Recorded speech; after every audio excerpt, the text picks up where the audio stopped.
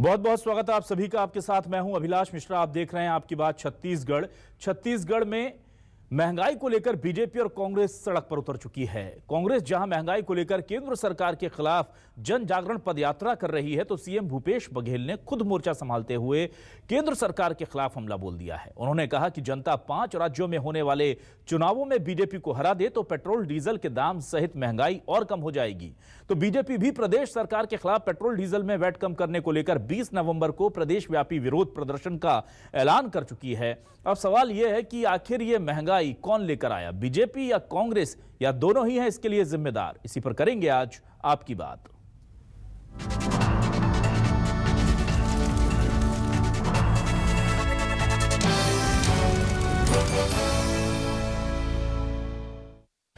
और आइए अब सुनते हैं कि कांग्रेस और बीजेपी के कद्दावर नेताओं का क्या कहना है। भूपेश बघेल सीएम हैं, उन्होंने खुद मोर्चा संभाल रखा है केंद्र पर हमला करने के लिए। विष्णुदेव साय ने भी महंगाई का सारा ठीकरा कांग्रेस के ऊपर फोड़ दिया है। सुनिए दोनों बयान। मैंने पहले ही कहा कि जो पड़ोसी राज्य है उससे हमारा यहाँ छत्तीसगढ़ में पेट्रोल और डीजल की कीमत कम रहेगी।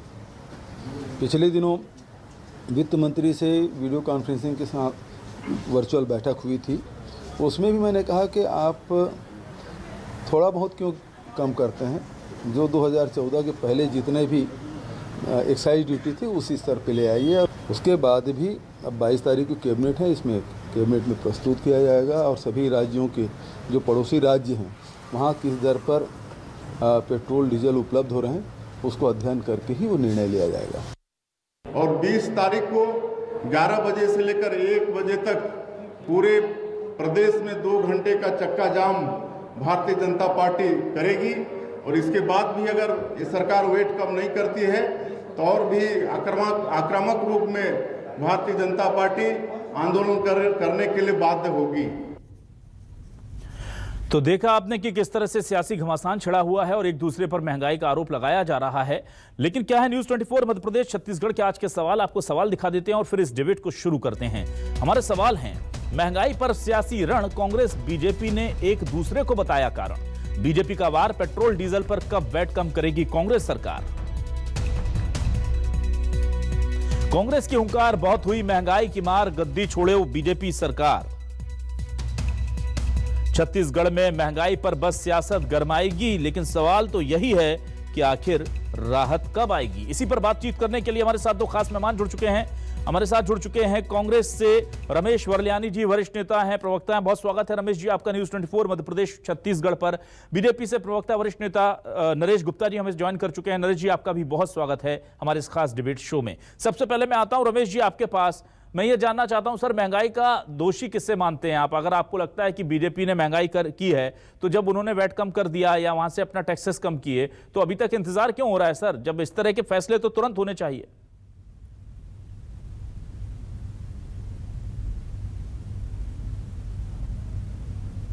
राष्ट्रीय बाजार से तय होती हैं और केंद्र के एक्साइज ड्यूटी से तय होती हैं। पहले यूपीए सरकार के समय में अंतर्राष्ट्रीय बाजार में कच्चे तेल की कीमतें जो थी $110 से $130 तक थी। ठीक। और उस समय जो एक्साइज ड्यूटी थी डीजल पर थी ₹3.54 और पेट्रोल पर थी ₹9।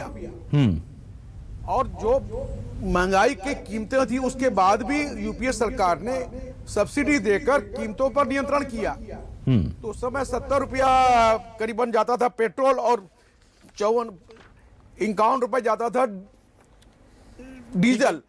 ठीक है। अब जब यूपीए सरकार 2014 में एनडीए सरकार आई, तब अंतर्राष्ट्रीय बाजार में कच्चे तेल की कीमत गिर के $40 हो गई, जो हमारे समय $110 तक थी।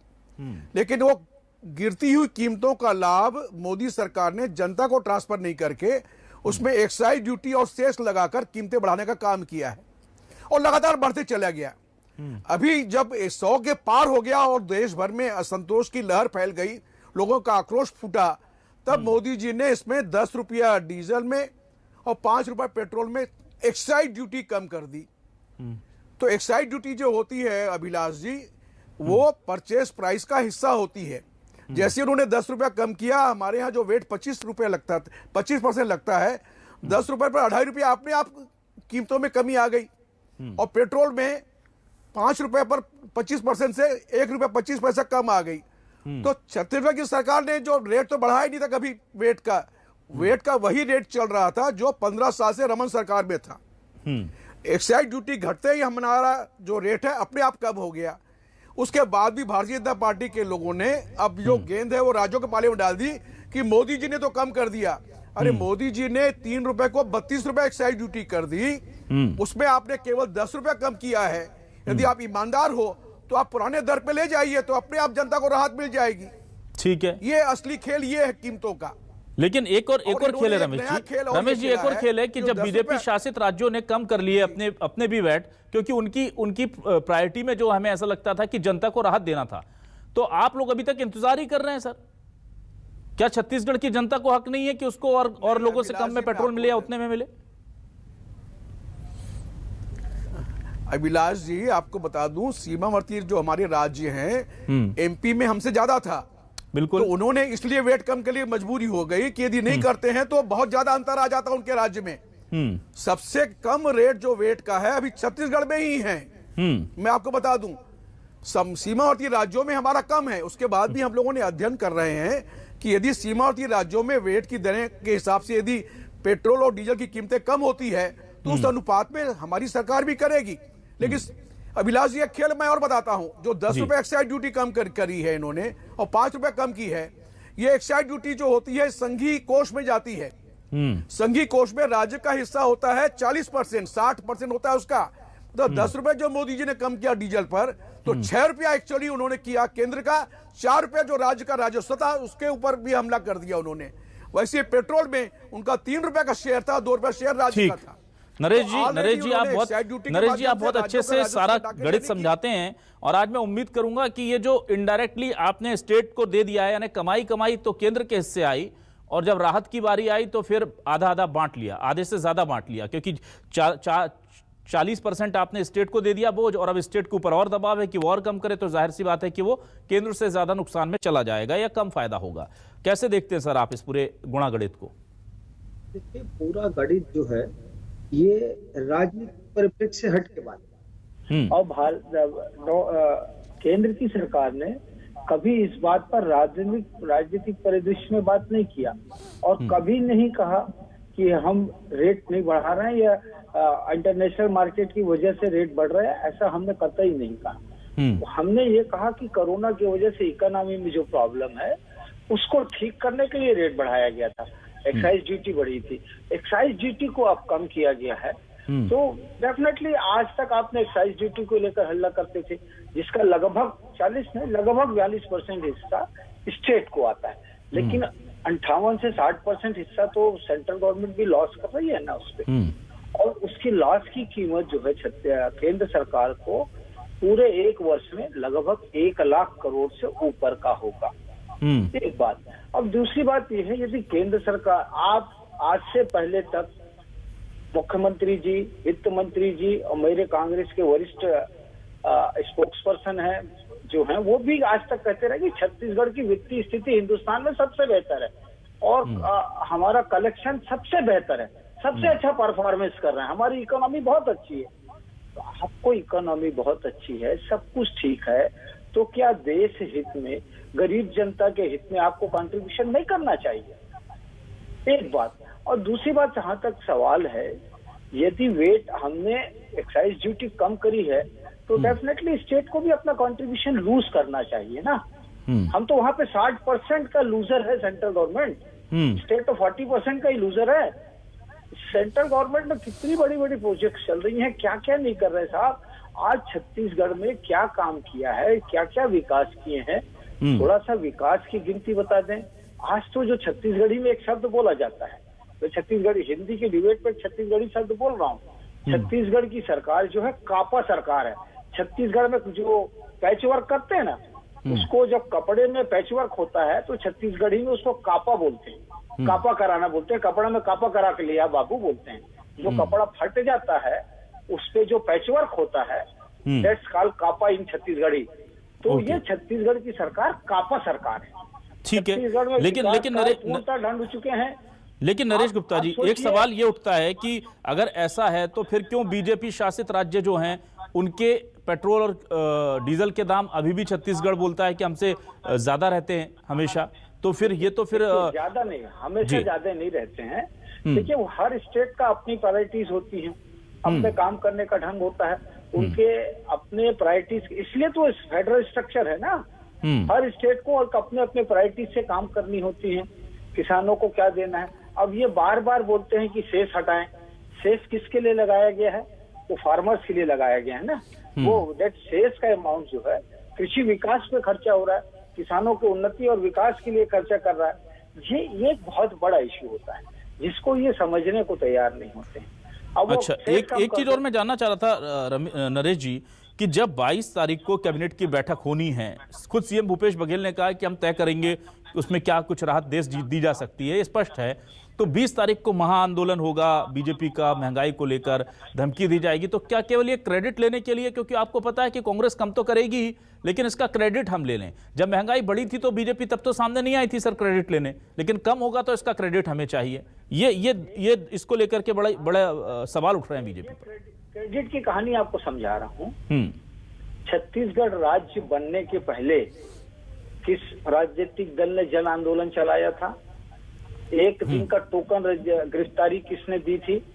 और उसका उस छत्तीसगढ़ राज्य के उदय में कितना बड़ा योगदान था, ये प्रदेश की जनता भली भांति जानती है।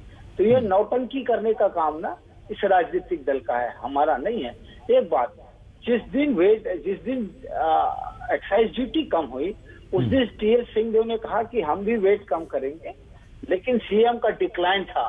देखिए, दो कॉन्ट्राडिक्टरी स्टेटमेंट चल रहा था। आप फ्लैशबैक में चलिएगा, वित्त मंत्री आपके कह रहे हैं, जीएसटी मिनिस्टर टीएस सिंहदेव, कि हम भी एनालाइज कर रहे हैं कितना कम करना है। सीएम साहब मना बोलते हैं, उसके बाद सीएम बोलते हैं कि हमारे कंसिडरेशन है 22 तारीख के मीटिंग पे। आपको मीटिंग के पहले भी तो घोषणा कर सकते हो, क्या आपने नहीं घोषणा करी मीटिंग से पहले? देखिए, ये बैकफुट में आ रहे हैं, इनको ये बात का आभास हो गया है। आप मुझे बताइए, आज रेट 5,000 का रेट 15,000 रुपए में बिक रहा है, सीमेंट कहाँ पहुंच गया? यदि आप महंगाई में, आपको मैं बहुत छोटा सा बात बता रहा हूँ जिसमें सरकार का डायरेक्ट क्लच है। सिर्फ ये सरकार का इंटरेस्ट ना साहब, गवर्नेंस, प्राइस हाइक, इसके कंट्रोल करने पे नहीं है। इनका इंटरेस्ट शराब बेचने, शराब माफिया, रेत माफिया, खनन माफिया, मतलब चाकूबाजों की माफियागिरी हो गई।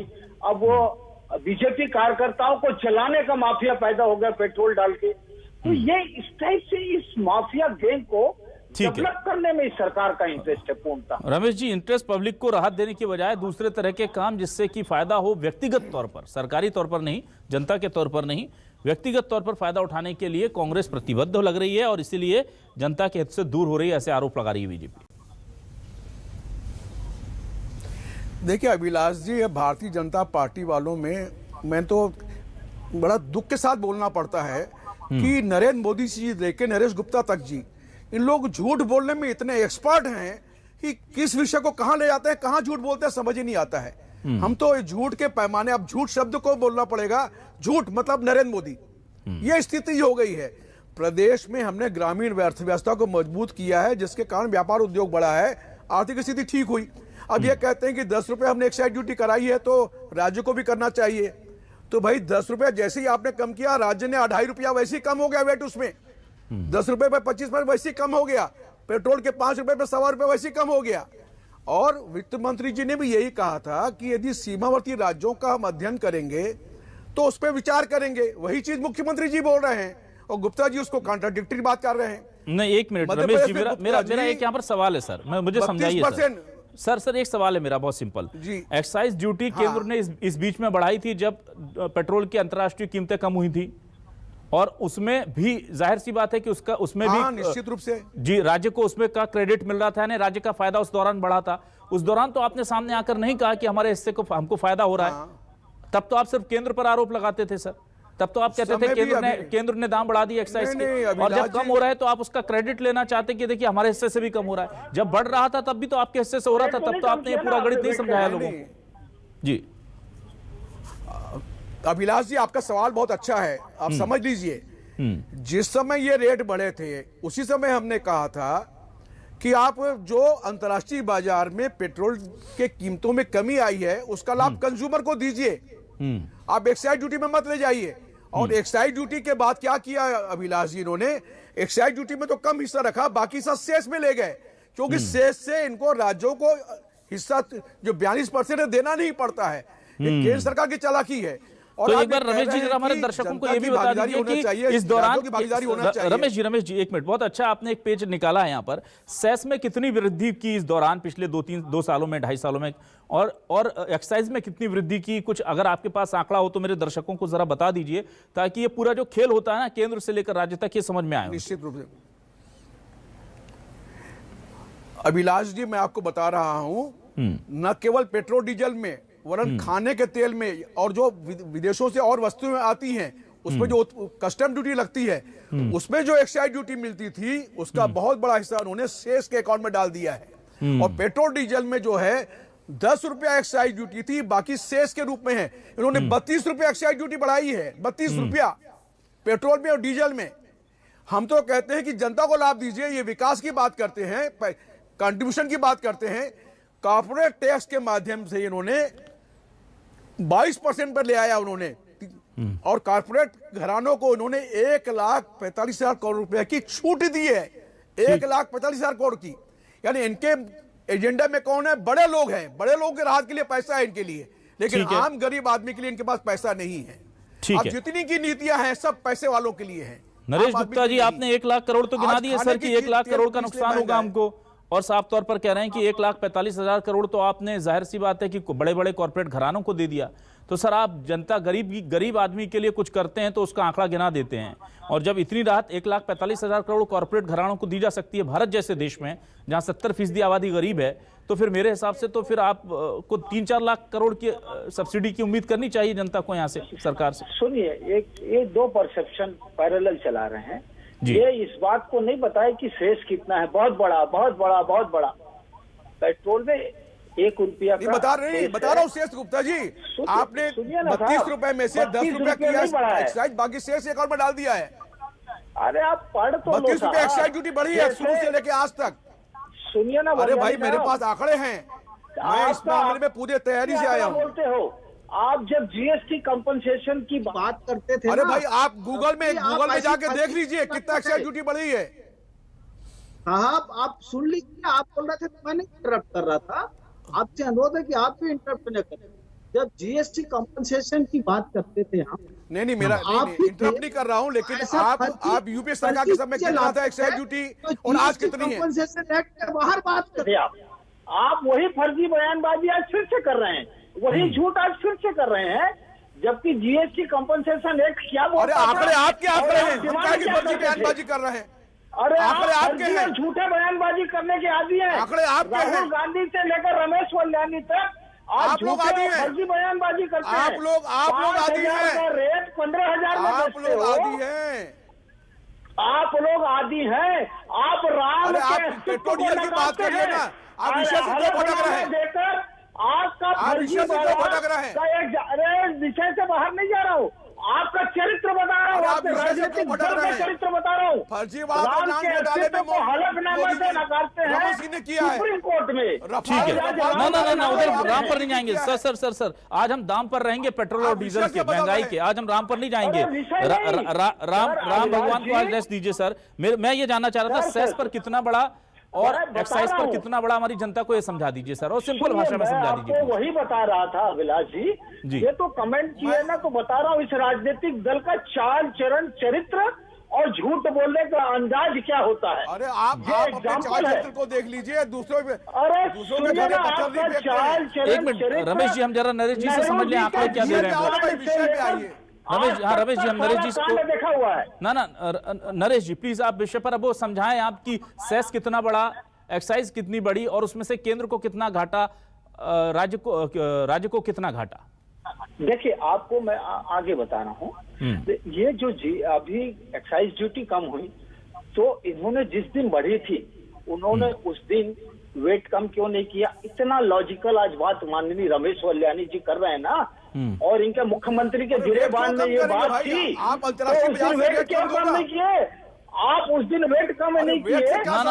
ना नरेश जी, मेरा सवाल अलग है। एक मिनट सर, मेरा सवाल अलग है। मैंने वो सवाल उस पहले ले लिया था। सर मेरा सवाल ये है कि आप ये बताइए कि सेस में कन्वर्ट क्यों कर दिया गया एक्साइज को? राज्यों के हक पर डाका डालने की कोशिश इसे ना माने तो क्या माने सर? नहीं, 1 रुपया सेस इज नथिंग।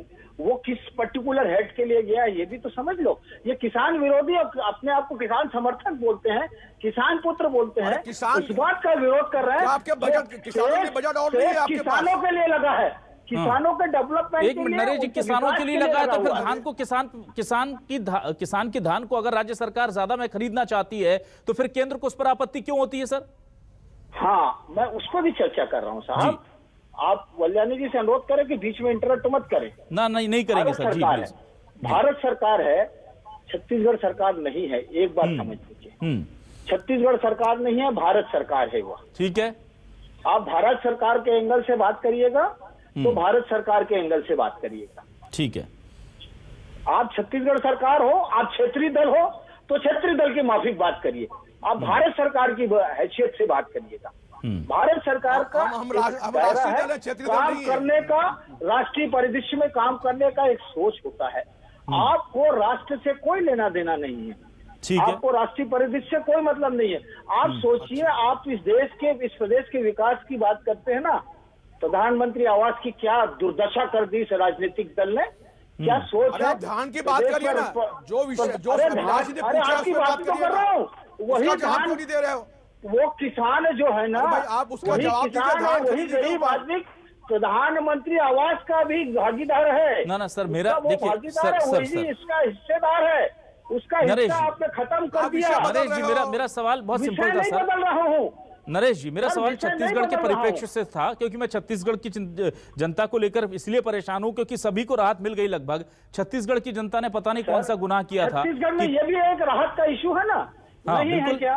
15,000 का रेट, 5,000 का रेट 15,000 में मिले, 220 रुपए का सीमेंट, 320 उस पर भी डिबेट कर लेंगे, उस पर भी कर लेंगे। चलिए सर, समय खत्म हो रहा है, लेकिन एक बात तो तय है कि इस महंगाई के लिए साफ तौर पर नजर आता है कि कहीं ना कहीं बीजेपी कांग्रेस दोनों जिम्मेदार हैं। केंद्र सरकार ने अपना खजाना भरने के लिए कोरोना काल में जब जनता त्राहिमाम कर रही थी तब उसकी जेब में हाथ डालकर के पैसे निकालकर अपने खजाने में भर लिए। अब 1 लाख करोड़ की राहत देने की बात कहने वाली बीजेपी की केंद्र सरकार ये बताना भूल जाती है कि गरीबों को हमने 1 लाख करोड़ दिए तो कॉर्पोरेट घरानों को 1,45,000 करोड़ से ज्यादा की सब्सिडी हमने दे दी। और कांग्रेस सरकार जो गरीबों के लिए गला फाड़ फाड़ करके चिल्लाती है, जब केंद्र ने कम कर दिए, दूसरे राज्यों ने कम कर दिए, तो अभी इनकी योजना बन रही है। अभी ये तय करेंगे कि कितनी राहत दी जाएगी। इस बीच में थोड़ा और खजाना कांग्रेस का भी भर जाएगा। यानी कि जनता तो दोनों तरफ से ढोल की तरह बज रही है, एक तरफ बीजेपी है, एक तरफ कांग्रेस, लेकिन बयानों के दौर देखिए ऐसे चल रहे हैं जैसे कि इनसे बड़ा हितैषी जनता का कोई नहीं। बहुत बहुत शुक्रिया रमेश जी, नरेश जी, आपका तमाम डिबेट में शामिल होने के लिए, मुद्दे रखने के लिए और वो कठिन गणित भी हमारे दर्शकों तक पहुंचाने के लिए जो समझ में नहीं आते और शायद इसलिए जनता हर बार इस गुणा गणित में डूबकर रह जाती है और सोचती है कि ये लोकतंत्र का तोहफा है हमारे लिए, महंगाई, बेरोजगारी, जो शायद कभी खत्म नहीं होंगे। बहुत बहुत शुक्रिया तमाम दर्शकों का भी।